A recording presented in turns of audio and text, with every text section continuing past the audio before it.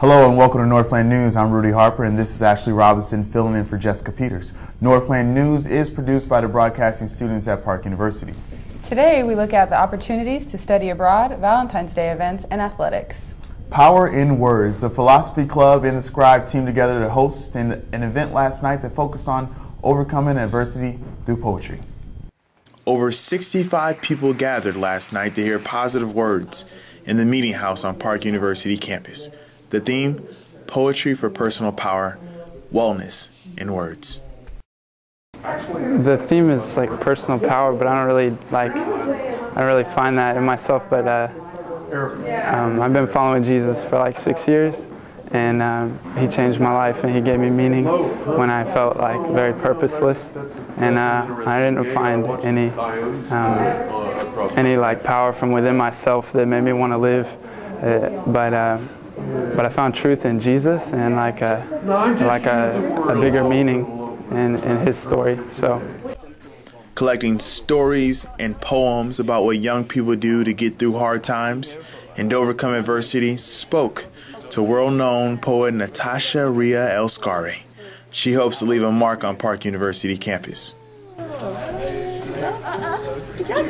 Well, for me, Poetry for Personal Power is all about using the gift of words to enact the life that I want to live, to speak my truth, and to ultimately hope that the things that I have to share will impact others. It's not a requirement, but it's always nice if that happens. I was really proud of the students tonight. I think it takes a lot of courage to get up in front of anyone and share original work, let alone share someone else's work. So the fact that these students were writing from a very personal place, we were clearly talking about poetry for personal power, which means that it's going to come from inside of you. Like, you can't say, well, this was a poem about someone else, you know. So I think they were very brave. Personal power may come within, but Natasha says seek community at hard times. I could tell a student that was struggling with something personally, I would say, first, always look within, and then seek community. You must have a community that is supportive and that is loving.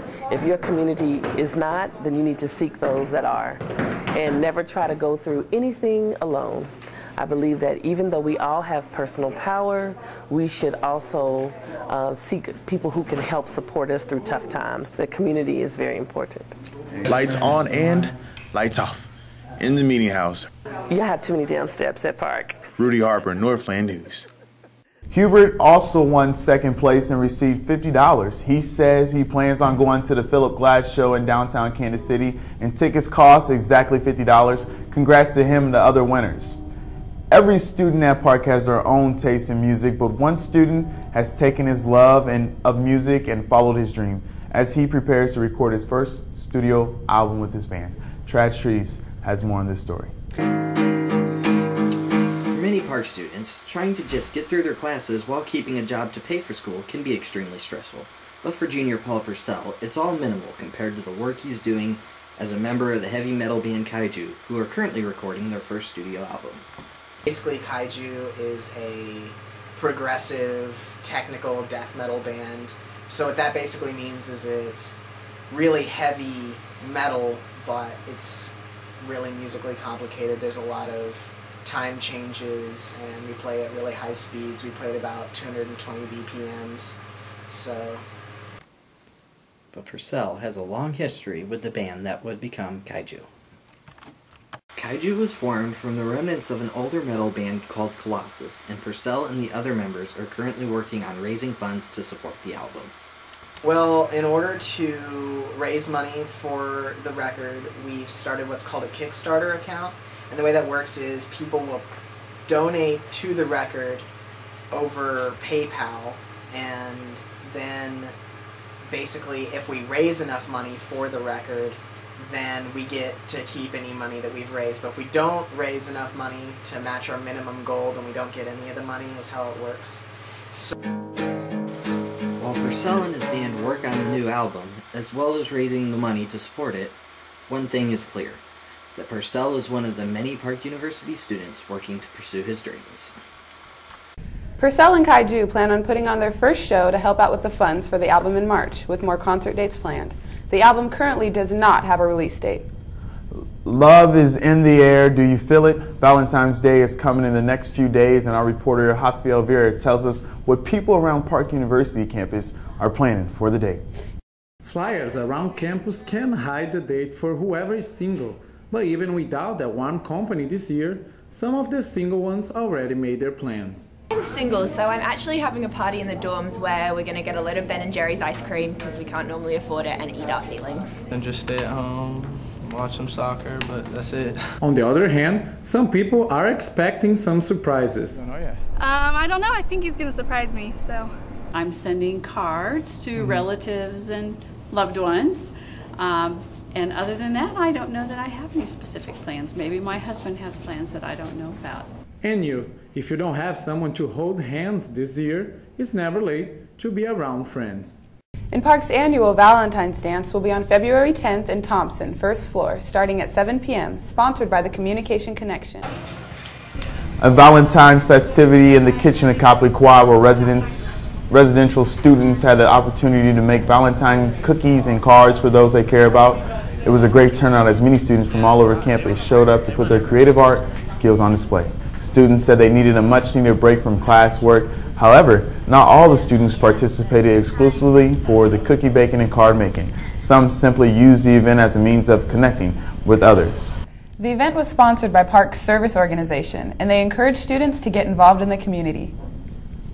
Have you ever thought about traveling to Spain, Italy, or Greece? Studying abroad is a way for you to live the culture of those countries and many others. Rafael Vieira has more information. The world is big and Park University wants to be part of it. The school offers a wide variety of study abroad programs to more than 30 countries.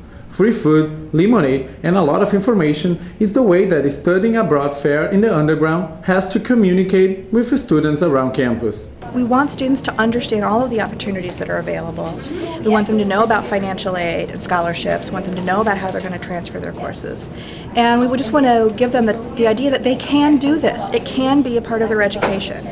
Victoria Yan, a sophomore at Park, has her own reasons about studying abroad. I really like to learn new culture, and it's gonna be a good experience though, and like learn from new things. If you want to improve your curriculum, studying abroad can be the way to go. When we have students who come back from studying abroad, studies show that they stay in school longer, they perform better, and they tend to go on to graduate school more frequently. Park cheer is finally in action, but uniforms still have not arrived. Jeremy Everett spoke to coach and resident director Carrie Schaefer on the struggles thus far.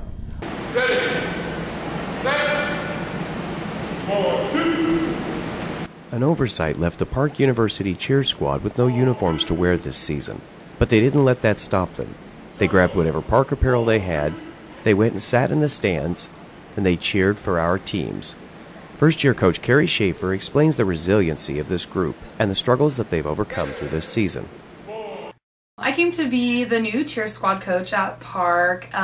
Several of the girls had approached me knowing that I had a passion for cheerleading, and I had also cheered here myself when I was a student, and they were in need of a coach after the resign of the other coach. And so it kind of just came from them seeking, if I would be interested, and then I took it upon myself to speak to Coach English about the opportunity. Uniforms were something that they were under the impression had been previously ordered, and they were not. And so because the squad is such a large number this year due to the past, from recent years, we didn't have enough uniforms for the amount of girls. We have two different ones currently. And so we just got on the ball with trying to get things ordered and get them here, and they're not yet, but we're on the floor with two different uniforms and we're making it work so we can be there for our teams. My name is Christy Lynn McGathy. I'm a freshman on the cheer squad, and our biggest struggle this year is actually trying to keep each other together, and out of everything that's been going on and the different obstacles that we have, it's really hard to stick together, and we're just using each other to strengthen our squad. It's a really good program. I met a lot of different people. Usually we have like a seniority thing where you know, in high school it was like the seniors were in control of everything, and like being here at Park, it's everybody works together and uses everybody's ideas and everybody has input. Reporting from the Pirate Fitness Center, this is Jeremy Everts for Northland News. Orders for the uniforms have been placed and are expected soon. Better late than never. In sports, the Park men's volleyball team is 6-2 on the season. They are currently ranked number 2 in the NAIA national poll, following the number 1 ranked team, St. Ambrose. The Park Pirates fell to St. Ambrose in 3 sets this past weekend at the Lindenwood Tournament in St. Charles, Missouri. Park finished the tournament at 3-2 with wins over Cardinal, Strict, St. Xavier, and Clark University. Head coach Mike Talamontes is leading the Pirates in the right direction as he takes on his first year as head coach. The men's home opener is scheduled for tonight at 7 p.m. in the Brecken Sports Center. The Pirates will be taking on Grandview. We encourage you to go and support the team. We promise you it will be exciting. That is all for this edition of Northland News. Thank you for listening, and we look forward to seeing you next week. Have a great day.